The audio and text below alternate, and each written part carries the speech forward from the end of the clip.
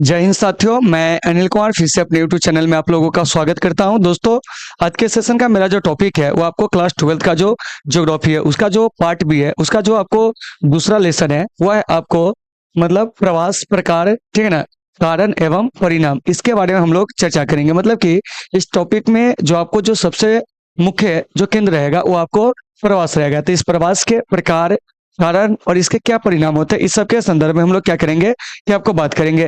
तो देखिए, तो इसमें हम क्या किए हैं कि आपको एमसीक्यू के माध्यम से सारे चीजों को जो है आपको समझाने का हम सबसे पहले प्रयास करेंगे। लास्ट में इसके जो कुछ आपके क्या होंगे कि शॉर्ट आंसर वाले प्रश्न होंगे, ठीक है ना, इसके अलावा आपको लॉन्ग आंसर वाले होंगे। तो सब पर हम लोग क्या करेंगे कि आपको बात करेंगे। तो चलिए साथियों, आज के इस सेशन को शुरू करते हैं। तो देखिए, आज के सेशन का मेरा जो पहला प्रश्न है, देखिए क्या कह रहा है कि निम्नलिखित में से कौन सा भारत में पुरुष प्रवास का जो है वो आपको मुख्य कारण है, यही पूछा जा रहा है।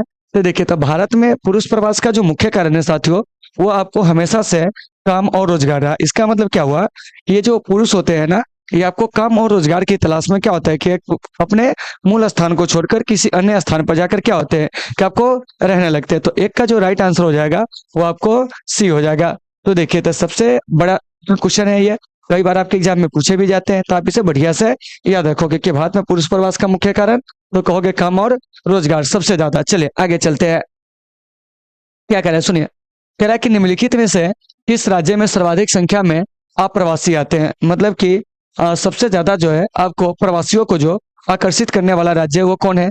तो देखिए, कह रहा उत्तर प्रदेश, दिल्ली, महाराष्ट्र, उसके बाद है बिहार। तो इसका जो राइट आंसर हो जाएगा ना, हो जाएगा आपको महाराष्ट्र। और महाराष्ट्र की जो राजधानी है वो आपको मुंबई है। और मुंबई में सबसे अधिक जो है वो आपको अप्रवासी रहते हैं। मतलब कि अन्य स्थानों से जाकर मुंबई में रहने वाले लोगों की संख्या क्या है कि आपको सर्वाधिक है। तो फिर देखिए, यहाँ पर एक ऑप्शन है उत्तर प्रदेश। तो थोड़ा सा उत्तर प्रदेश के बारे में जान लेते हैं कि उत्तर प्रदेश जो है सर्वाधिक जनसंख्या वाला क्या है कि भारत का राज्य है। तो कभी कभी क्वेश्चन पूछ लिया जाएगा कि बताइए कि भारत में सबसे अधिक जनसंख्या वाला जो राज्य है वो आपको कौन है। तो देखिए, तो याद रखना है कि सबसे अधिक क्या है, सबसे अधिक जनसंख्या वाला अगर हम राज्य कहेंगे तो वो कौन हो जाएगा जानते हैं, उत्तर प्रदेश। फिर है आपको दिल्ली। तो यहाँ पर आप यह याद रख सकते हो कि सर्वाधिक जनसंख्या वाला केंद्र शासित प्रदेश, यानी कि सबसे अधिक अगर किसी केंद्र शासित प्रदेश में अगर जनसंख्या है तो क्या कहेंगे जानते हैं, तो आपको दिल्ली में। इसीलिए यहाँ पर इसको याद रखिएगा, सर्वाधिक जनसंख्या वाला क्या कहेंगे, तो आपको केंद्र शासित प्रदेश, केंद्र शासित प्रदेश को ही अंग्रेजी में यूटी बोलते हैं, ठीक है ना। तो आपको इसको बढ़िया से देख लेना। उसके बाद है बिहार। तो बिहार के बारे में याद रखिएगा, ठीक है ना, सबसे अधिक जनसंख्या घनत्व वाला राज्य। अगर आपसे हम प्रश्न पूछे कि बताइए कि सबसे अधिक जो जनसंख्या घनत्व वाला राज्य है वो आपको कौन है। तो देखिए, तो सबसे अधिक जो जनसंख्या घनत्व वाला राज्य है साथियों वो आपको कौन है जानते हैं, वो आपको यानी कि बिहार है। जनसंख्या घनत्व करने का मतलब क्या हुआ कि प्रति वर्ग किलोमीटर क्षेत्र में निवास करने वाले जो लोगों की औसत संख्या होती है उसको हम लोग जनसंख्या घनत्व कहते हैं। तो सबसे ज्यादा जनसंख्या घनत्व आपको कहाँ देखने को मिलेंगे, तो वो आपको बिहार में। और बिहार का जनसंख्या घनत्व कितना है, तो आपको 1106 व्यक्ति क्या है कि आपको प्रति वर्ग किलोमीटर है। तो इसको आपको याद रखना है। मतलब बिहार में एक वर्ग किलोमीटर में 1106 व्यक्ति जो है वो आपको रहते हैं। तो देखिए, जैसे भी प्रश्न आपके एग्जाम में आए आपको देख लेना है। तो अगर आपसे मैं प्रश्न पूछूं कि सर्वाधिक संख्या में अप्रवासियों को आकर्षित करने वाला जो राज्य है वो कौन है, तो क्या कहिएगा, महाराष्ट्र। दूसरी बात, महाराष्ट्र जो है भारत के जीडीपी में सबसे ज्यादा योगदान देने वाला क्या है कि आपको राज्य है। चलिए अब हम चलते हैं 3 में, क्या कह रहा है सुनिए। देखिए, कह रहा है कि भारत में प्रवास की निम्नलिखित धाराओं में से कौन सी एक धारा पुरुष प्रधान है। मतलब कि ये जो पुरुष है, ठीक है ना, वो आपको किस प्रकार के प्रवास करते हैं ये आपसे पूछा जा रहा है। देखिए, कह रहा है ग्रामीण से ग्रामीण। तो देखिए, तो ग्रामीण से ग्रामीण ज्यादातर प्रवास जो करती है महिला करती है। कौन करती है, महिला। क्योंकि देखिए, विवाह उपरांत या विवाह के बाद क्या होता है कि महिलाओं को जो होता है अपने जो घर होता है उसको छोड़कर क्या होता है कि आपको पति के घर जाना होता है, अर्थात एक गांव से दूसरे गांव जाना होता है। तो सबसे ज्यादा ग्रामीण से ग्रामीण अगर प्रवास करती है ना तो वो आपको महिला करती है, इसीलिए इसका आंसर ये नहीं होगा। उसके बाद है नगरीय से ग्रामीण प्रवास। तो कभी सुने हैं कि कोई पुरुष जो है नगर से आकर आपको गांव में काम के लिए गया हो, ऐसा नहीं है, ठीक है ना। उसके बाद है ग्रामीण से नगरीय प्रवास। तो देखिए, तो भारत में जो है ना सबसे अधिक जो पुरुष प्रवास करते हैं ना वो आपको गांव से नगर की ओर क्यों करते हैं, तो काम और रोजगार की तलाश में करते हैं, ठीक है ना। तो 3 का जो राइट आंसर है वो आपको मतलब ऑप्शन नंबर सी हो जाएंगे। क्योंकि आप लोग देखते होइएगा कि आप लोगों के गांव समाज में भी बहुत सारे लोग जो होंगे वो आपको ग्रामीण एरिया से क्या होता है कि आपको शहर एरिया में जो होते हैं वो आपको आते हैं। जैसे मुझे ही देख लीजिए, मैं चाहता तो अपने गांव में भी कोचिंग इंस्टीट्यूट जो है चला सकता था, लेकिन वहां मैंने देखा कि रोजगार के अवसर जो है उतना बेहतर नहीं है, इसलिए हमने क्या किया कि शहर की ओर रुख किया, ठीक है ना। तो देखिए, तो शहर की ओर जो लोग आते हैं, ठीक है ना, रुख करते हैं, इसलिए करते हैं ताकि उसको क्या हो कि रोजगार का जो है आपको पर्याप्त अवसर मिल सके, ठीक है ना, ताकि वो अपने जीवन स्तर को सुधार कर सके। तो 3 का जो राइट आंसर हो जाएगा वो आपको सी हो जाएगा। उम्मीद है कि आप इसे समझ गए होंगे। चलिए अब चलते हैं 4 में। क्या कह रहा है सुनिए, कह रहा है कि निम्नलिखित में से किस नगरीय समूह में प्रवासी जनसंख्या का अंश सर्वाधिक है। तो देखिए, तो ऑप्शन ए कह रहा है मुंबई, दिल्ली, बेंगलुरु, चेन्नई। ये सभी देख रहे हैं, ये सब भारत के महानगर है, लेकिन इसमें कह रहा है कि प्रवासी जनसंख्या सर्वाधिक।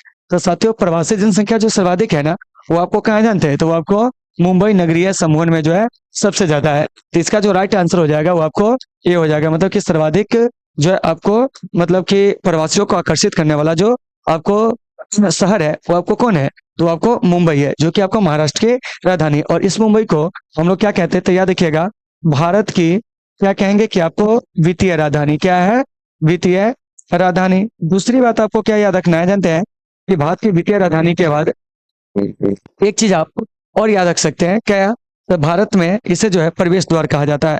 तो याद रखिएगा, भारत का प्रवेश द्वार जो है बाबू किसे कहा जाता है, तो वह आपको यानी कि महाराष्ट्र की राजधानी मुंबई को, इसके अलावा इसे 7 टापुओं का नगर कहा जाता है। क्या कहा जाता है, 7 टापुओं का, क्या है, 7 टापुओं का जो है वो आपको नगर कहा जाता है। किसे जानते हैं, तो वह आपको यानी कि महाराष्ट्र को, यानी महाराष्ट्र की राजधानी मुंबई को।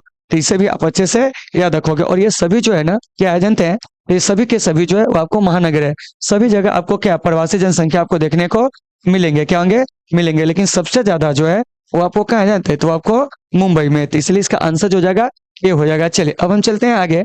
5 नंबर में क्या कह रहा है सुनिए, कह रहा है कि औपनिवेशिक काल में, मतलब क्या है, औपनिवेशिक काल में जिस समय हम क्या थे कि आपको यूरोपियन जो आपको कंट्री है उसके जब हम उपनिवेश थे उस समय की बात हो रही है। तो देखिए, तो कह रहा है कि औपनिवेशिक काल में भारत से गए जो प्रवासी श्रमिक है, क्या है, प्रवासी श्रमिक, वो आपको मॉरिशस और कैरिबियन देशों में क्या कार्य करते थे। तो देखिए, तो प्रवासियों को जो यहाँ से ले जाया जाता था औपनिवेशिक काल में, तो उसको मॉरिशस और कैरिबियन देशों में रोपण कृषि करने के लिए। तो इसका जो राइट आंसर हो जाएगा वो आपको क्या हो जाएगा, ए हो जाएगा। और आज भी देखते होइएगा कि जो लोग आपको काम करने के उद्देश्य से आपको कहाँ गए थे, आपको मॉरिशस और कैरिबियन देशों में गए थे, वो लोग आज आपको क्या है कि वहां पर अपना जो है घर भी बसा चुके हैं। कहने का मतलब वे भारतीय मूल के है, क्या है, भारतीय मूल के है, ठीक है ना। तो ये जो औपनिवेशिक काल में गए थे आपको कहाँ, मॉरिशस और आपको कहाँ, कैरिबियन देशों में। तो ये लोग क्यों गए थे जानते हैं, तो आपको रोपण कृषि करने के लिए, मतलब अंग्रेज इन लोगों से रोपण कृषि करवाते थे। और रोपण कृषि जो होती है थोड़ी सी क्या होती है कि आपको इसमें मेहनत की ज्यादा आवश्यकता होती है, और भारतीय लोग मेहनत में जो होते हैं काफी आगे होते हैं, इसीलिए इन लोगों को क्या था कि आपको ऐसे देशों में ले गया गया था। तो 5 का राइट आंसर वो आपको ए हो जाएंगे। चलिए अब हम चलते हैं 6 में। और आपको समझ में आ रही है या नहीं आ रही है, आप लोग जरूर कमेंट करके बताएंगे। देखिए, ये आप लोगों के लिए है, इस प्रश्न का आंसर जो है आप दे सकते हैं। देखिए क्या कह रहा है कि भारत में सर्वाधिक प्रवास होता है, क्या है, प्रवास होता है किसका। तो देखिए, कह रहा है कि ग्राम से नगर को पुरुष प्रधान, क्या है, ग्राम से नगर को पुरुष प्रधान। तो ये जो आपको प्रवास करते कौन करते हैं जानते हैं, तो ग्राम से नगर की ओर पुरुष करते हैं, क्या करते हैं, पुरुष करते हैं, लेकिन सभी पुरुष नहीं जाते हैं।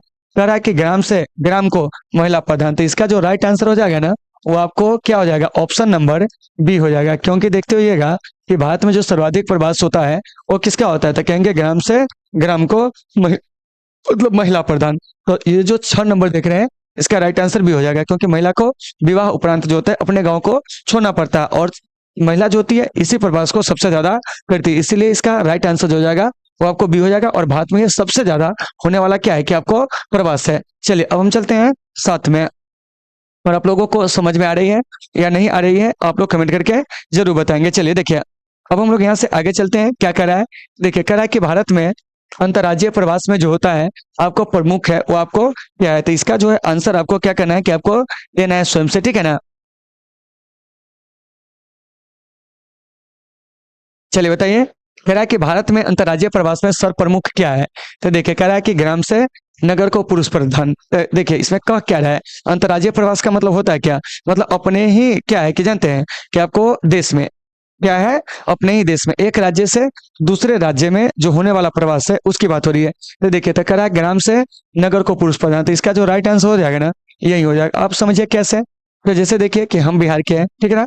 मान चलिए हम काम और रोजगार की तलाश में क्या करेंगे, मुंबई जाएंगे। कहाँ जाएंगे, मुंबई जाएंगे। तो देखिए तो ये क्या हो जाएगा, अंतर्राज्यीय प्रवास हो गया। कहने का मतलब हुआ कि अपने राज्य को छोड़कर दूसरे राज्य में चले गए, महाराष्ट्र चले गए, ठीक है ना। तो ज्यादातर पुरुष जो करते हैं ना, इसी प्रकार के मतलब प्रवास करते हैं। तो इसका राइट आंसर क्या हो जाएगा, तो आपको ए हो जाएगा। और देखिए बार बार आपको प्रवास आ रहा है, तो एक चीज याद रखिएगा कि भारत में जो है आपको प्रवासी भारतीय दिवस जो मनाया जाता है 9 जनवरी को मनाया जाता है। याद रखिएगा, बड़ा इंपॉर्टेंट प्रश्न है ये, क्योंकि आपके एग्जाम में कई बार पूछा गया है कि आपको ये जो भारत में क्या है कि आपको प्रवासी भारतीय दिवस मनाया जाता है कब, तो क्या कहिएगा, 9 जनवरी को। क्योंकि 9 जनवरी 1915 को गांधी जी दक्षिण अफ्रीका से लौटते हैं, क्या है, लौटते हैं, ठीक है ना। तो इसी के सम्मान में 9 जनवरी को क्या होता है कि हमारे भारत में जो होता है आपको प्रवासी भारतीय दिवस जो होते हैं, क्या होते हैं, प्रवासी भारतीय दिवस, या आपको क्या होता है कि आपको मनाए जाते हैं। तो आप इसे बढ़िया से देखिएगा, ठीक है ना। तो 7 का जो राइट आंसर हो जाएगा वो आपको ए हो जाएगा। चलिए अब आगे चलते हैं। अब आगे क्या कह रहा है इस पर हम लोग बात करेंगे। देखिए कह रहा है कि भारत में ग्राम से नगर को होने वाले प्रवास से कौन सी पर्यावरणीय समस्या मुख्य रूप से उत्पन्न होती है। मतलब कि क्या हुआ कि जब लोग गांव से नगर में जाते हैं, ठीक है ना, प्रवास करते हैं, अपने मूल स्थान को छोड़कर आपको शहर की ओर आते हैं, तो वहां पे कौन सा सबसे बड़ी समस्या उत्पन्न होती है। तो कह रहा है लिंगा अनुपात संतुलन, ध्वनि प्रदूषण, गंदी बस्तियों का फैलाव, इनमें से कोई नहीं। तो देखिए तो सबसे ज्यादा आपको गंदी बस्ती का फैलाव होता है। और आपको पता होगा कि एशिया की जो सबसे गंदी बस्ती है वो आपको क्या है, मुंबई के धारावी में ही क्या है कि आपको स्थित है, ठीक है ना। तो सबसे ज्यादा आपको गंदी बस्ती का फैलाव होता है। तो 8 का राइट आंसर क्या हो जाएगा, तो आपको ऑप्शन नंबर सी हो जाएगा। चलिए अब चलते हैं 9 में, क्या कह रहा है सुनिए। कह रहा है कि 2011 की जनगणना का में भारत में सर्वाधिक संख्या में किस देश से प्रवासियों की रही। मतलब कहने का मतलब होगा कि 2011 में जो जनगणना हुई थी उस जनगणना के अनुसार भारत में सबसे अधिक जो आपको प्रवासी है वो किस देश का था। देखिए ऑप्शन कह रहा है बांग्लादेश, नेपाल, भूटान, पाकिस्तान, ये सभी हमारे पड़ोसी देश थे। तो हमारे पड़ोसी देश बांग्लादेश से सबसे अधिक क्या था कि आपको प्रवासी जो था वो आपको भारत में जो है आज भी सबसे ज्यादा रह रहा है, ठीक है ना। ये जो बांग्लादेश है भारत के साथ जो है सबसे लंबा बाउंड्री शेयर करता है, कितना तो जानते हैं, 4096 किलोमीटर का बाउंड्री जो है ये आपको शेयर करता है। और बांग्लादेश से भारत के जो है 5 राज्य जो है वो आपको लगे हुए हैं, इसको आपको याद रखना है, ठीक है ना। तो देखिए तो एक जो है आपको कौन, तो पश्चिम बंगाल, क्या हो जाएगा, पश्चिम बंगाल, ठीक है ना। उसके बाद आइएगा तो आपको असम, क्या है, असम हो गया, ठीक है ना। मेघालय हो गया, क्या हो गया, मेघालय हो गया। उसके बाद जो हो गया वो आपको त्रिपुरा, क्या हो गया, त्रिपुरा। और त्रिपुरा के बाद जो हो जाएगा भाई मेरे वो आपको मिजोरम, क्या हो गया, मिजोरम। तो ये जो देख रहे हैं ना बांग्लादेश से सटे राज्य की संख्या वो आपको 5 है। और बांग्लादेश भारत के साथ सबसे लंबा जो है वो आपको क्या कहता है, अंतर्राष्ट्रीय सीमा बनाता है, कितना का, तो 4096 किलोमीटर का। तो ऑप्शन नंबर जो इसका ए है वो आपको बिल्कुल सही है। और सबसे अधिक प्रवासी जो है भारत में वो आपको बांग्लादेश से ही है। कहाँ से है, बांग्लादेश से। तो इसे आपको अच्छे से याद रखना है। तो जहां जो भी डाउट हो आप कमेंट करके जरूर बताओगे। चलिए 10 में क्या कह रहा है सुनिए। कह रहा है कि निम्न में से भारत के किस राज्य में सर्वाधिक अप्रवासी है। तो देखिए तो भारत में सबसे अधिक अप्रवासी को आकर्षित करने वाला जो राज्य है वो आपको कौन है, जानते हैं, महाराष्ट्र है। कौन है, महाराष्ट्र है। कहने का मतलब क्या हुआ कि प्रवासी जो है सबसे ज्यादा आपको कहाँ रह रहा है, तो वो आपको महाराष्ट्र में। तो जब व्यक्ति अपने मूल स्थान को छोड़कर किसी दूसरे स्थान पर जाकर बस जाता है तो वह व्यक्ति उस स्थान के लिए अप्रवासी कहलाता है। क्या कहलाता है, अप्रवासी कहलाता है। तो सबसे ज्यादा अप्रवासी जो है आपको कहाँ मिलेंगे, तो वह आपको यानी कि ये जो महाराष्ट्र है, महाराष्ट्र की राजधानी जो है आपको मुंबई, वहां पे आपको क्या होंगे कि आपको देखने को जो होते हैं वो आपको मिलते हैं। तो इस बात को आपको अच्छे से याद रखना है। तो उम्मीद है कि आप इसे समझ गए होंगे। चलिए अब हम चलते हैं आगे। अगला प्रश्न हमारा क्या करा है उस पर बात करते हैं। देखिए करा है कि जो लोगों के निवास स्थान, देखिए 2 नंबर में भी यह परिभाषा पूछे जा सकते हैं। देखिए है ऑब्जेक्टिव, लेकिन आप इसको 2 नंबर में नोट कीजिएगा। कैसे, ये भी हम बताते हैं। देखिए कह रहा है कि जो लोगों के निवास स्थान अथवा उद्गम स्थान को छुड़ाने का कारण बनते हैं वो आपको क्या कहलाते हैं। तो साथियों वो कहलाता है आपको प्रतिकर्ष कारक। क्या है, प्रतिकर्ष कारक। मतलब कि जो लोगों को अपने मूल स्थान को छुड़वाने का क्या होता है, कारण बनता है। जैसे मान चलिए कि वो क्षेत्र जो अशांति हो, क्या हो, उस क्षेत्र में काफी ज्यादा अशांति हो, बाढ़ हो, ठीक ना, जलवायु जो उस क्षेत्र का अनुकूल ना हो, भूमि वहां की उपजाऊ ना हो, क्या हो, उपजाऊ ना हो, राजनीतिक अस्थिरता हो। तो इस सब वजह से लोग क्या करता है कि उस स्थान को छोड़कर किसी दूसरे स्थान पर जाकर बस जाते हैं। तो जो कारण बनता है लोगों को अपने मूल स्थान छुड़वाने का, वही कारक क्या बनता है, प्रतिकर्ष कारक। तो आपसे पूछा जाएगा कि बताइए प्रवास के प्रतिकर्ष कारक से आप क्या समझते हैं। तो हम कहेंगे कि जो लोगों के निवास स्थान अथवा उस उद्गम स्थान को छुड़वाने के कारण बनते हैं वह कारक जो होते हैं आपको प्रतिकर्ष कारक कहलाते हैं, ठीक है ना। देखिए 2 नंबर में परिभाषा बन गया। तो 11 का राइट आंसर क्या हो जाएगा, तो आपको बी हो जाएगा। तो उम्मीद है कि आप इसे समझ गए होंगे। चलिए अब हम चलते हैं 12 में, ठीक है ना। 12 में क्या करा है चर्चा करते हैं। देखिए कह रहा है कि प्रवास के वे कारण जो विभिन्न स्थानों से लोगों को आकर्षित करते हैं क्या कहलाते हैं। मतलब कि प्रवास के वह कारक जो लोगों को अपनी ओर आकर्षित करता है क्या कहलाता है। तो साथियों वह कहलाता है आपको अपकर्ष कारक। तो ऑप्शन नंबर जो हो जाएगा सी इसका राइट हो जाएगा। तो अपकर्ष कारक कैसे होगा, तो जहां पर आपको आधारिक संरचना का अभाव हो जाए, सॉरी अभाव कहते हैं, जहां पर आधारिक संरचना का विकास हो, जैसे शिक्षा का स्तर हो, काम और रोजगार के पर्याप्त अवसर हो, क्या हो पर्याप्त अवसर हो, शांति प्रिय माहौल हो, क्या हो और राजनीतिक स्थिरता हो, ठीक है ना। तो ऐसे क्षेत्र में लोग जो होते हैं क्या होते हैं कि रहना ज्यादा पसंद करते हैं, जहाँ की जलवायु उनके स्वास्थ्य के अनुकूल हो। तो 12 का जो राइट आंसर हो जाएगा वो आपको क्या हो जाएगा, तो आपको ऑप्शन नंबर सी हो जाएगा। तो उम्मीद है कि आप इसे समझ गए होंगे। चलिए अब आगे चलते हैं। देखिए अब इस चैप्टर के कुछ कीवर्ड है उसको हम लोग समझते हैं। इसमें से कुछ क्वेश्चन सब आपके आएंगे, ठीक है ना। तो देखिए तो सबसे पहले आपको यहाँ पे समझना है कुछ बातें, ठीक है ना। देखिए क्या कह रहा है, देखिए कह रहा है कि प्रवास किसको कहते हैं ये आपको बताना है।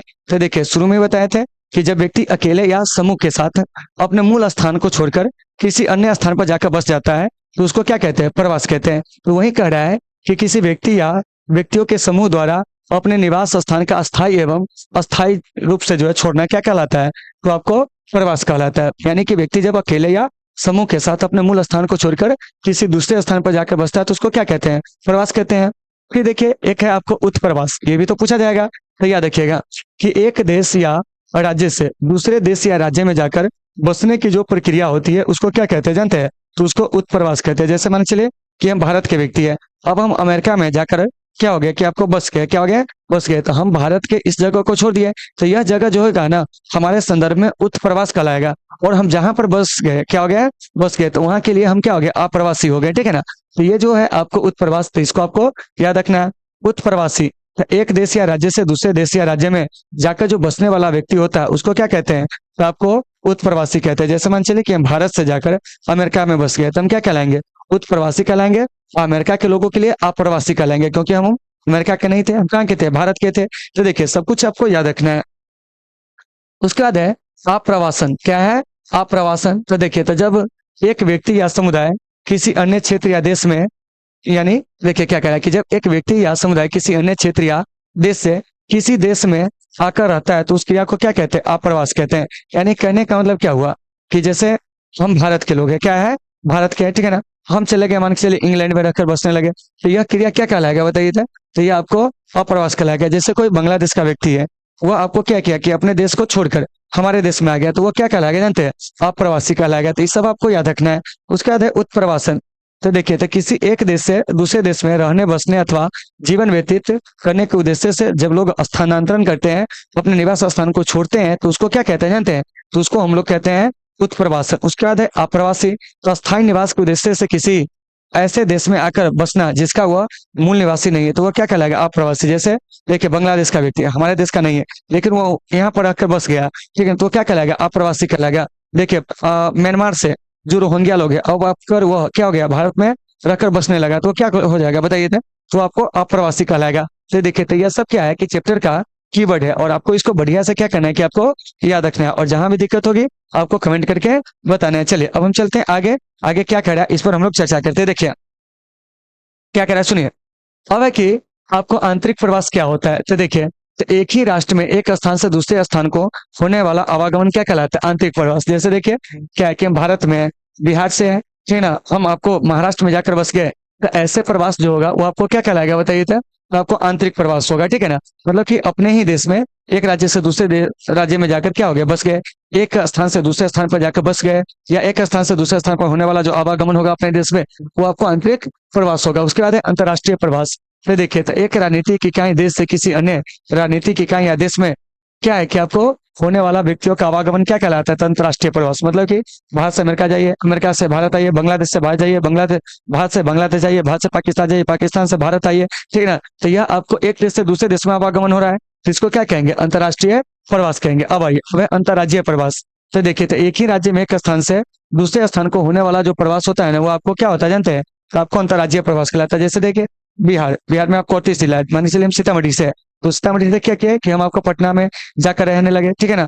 पटना से जो है कोई मुंगेर रहने लगा, कोई है आपको जमालपुर रहने लगा, ठीक है ना, कोई मुजफ्फरपुर रहने लगा। तो देख रहे हैं कि अपने ही राज्य में वो क्या है कि एक स्थान से दूसरे स्थान पर जाकर वो रह रहा है। तो ऐसे प्रवास को हम लोग क्या कहते हैं बताइए, तो कहेंगे उसको अंतर राज्य प्रवास कहेंगे। तो ये सारा चीज आपको अच्छे से याद होना चाहिए। आगे देखिए, अंतर्राज्यीय प्रवास। तो देखिए, एक राज्य से दूसरे राज्य में होने वाले प्रवास को अंतर्राज्यीय प्रवास कहेंगे। जैसे देखिए, बिहार से आप क्या कर गए, महाराष्ट्र चले गए, ठीक है ना, महाराष्ट्र से आप दिल्ली चले गए, दिल्ली से आप पंजाब चले गए, तो यह प्रवास क्या होगा, तो आपको अंतर राज्य प्रवास होगा, क्योंकि कह रहा है कि एक राज्य से दूसरे राज्य में होने वाला आवागमन, ठीक है ना। उसके बाद देखिए, विवाह जन्य प्रवास क्या होता है। तो देखिए, तो ये होता है कि विवाह के बाद महिलाओं का अपने निवास स्थान छोड़कर क्या होता है कि आपको पति के निवास पर होने वाला प्रवास क्या कहलाता है, तो आपको विवाह जन्य प्रवास कहलाता है। और यह प्रवास ज्यादातर जो होता है ना, आपको गांव से गांव में होता है। क्या होता है, गांव से गांव में। तो इसको आपको अच्छे से याद रखना है। उसके बाद है आपको हुंडी।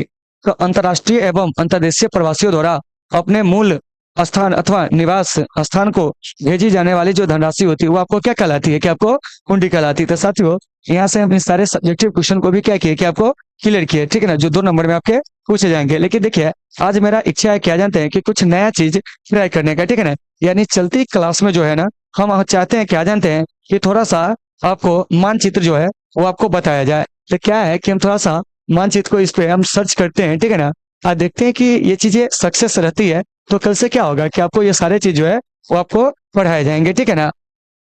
तो देखिए, थोड़ा सा देख लेते हैं, ठीक है ना। अगर ये सक्सेस रहा तो बहुत अच्छी बात है, ठीक है ना। आइए,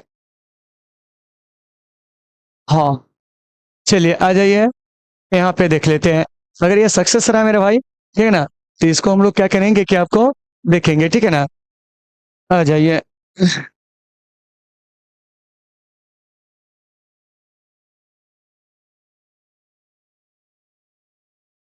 चलिए, इसमें से किसी एक को उठाते हैं, ठीक है ना, और देखते हैं, ठीक है ना।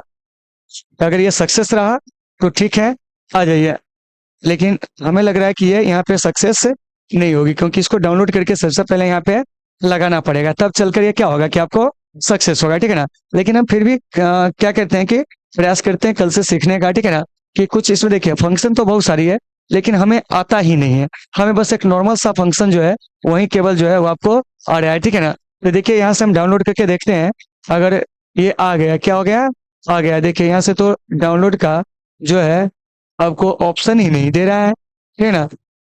चलिए, आ जाइए। अब हम लोग आ जाते हैं अपने जो विषय वस्तु है उस विषय वस्तु की ओर आ जाते हैं। तो देखिए, तो हम लोग क्या किए कि इन सभी चीजों को सॉल्व किए। देखिए, तो कल से क्या होगा कि आपको मानचित्र भी जो होंगे वो भी आपको इंक्लूड किए जाएंगे और सारे चीजों को आपको अच्छे से बताए जाएंगे। तो चलिए साथियों, आज की इस क्लास को हम लोग यहीं पे विराम देते हैं। मिलेंगे आपसे कल एक बेहतर क्लास के साथ। जब तक के लिए आप सभी साथियों से सुविधा, take care, all of you.